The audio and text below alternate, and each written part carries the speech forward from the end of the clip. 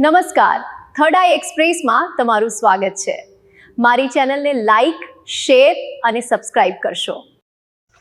તળાજા પંથકમાં વધુ એક સગીરા ગુમ, અજાણ્યો ઈસમ ભગાડી ગયાની ફરિયાદ।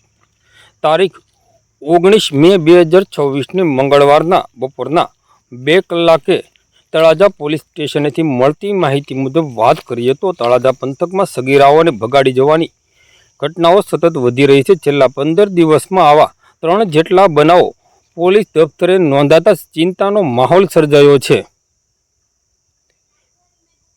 વાત કરીએ તો જેમાં તળાજાના નજીકના ગામમાં રહેતી 15 વર્ષની સગીરાને કોઈ અજાણ્યો ઈસમ ભગાડી ગયો હોવાની ફરિયાદ તળાજા પોલીસ મથકે નોંધાઈ છે। મળતી માહિતી મુજબ સગીરાના વાલીએ રાત્રિના આશરે 1 વાગ્યે પોતાની દીકરીને ઘરેથી ગુમ થયાનું ધ્યાનમાં આવતા શોધખોળ હાથ ધરી હતી। બાદમાં કોઈ અજાણ્યો ઈસમ દીકરીને ભગાડી ગયા હોવાની શંકા વ્યક્ત કરી પોલીસ ફરિયાદ નોંધાવવામાં આવી હતી।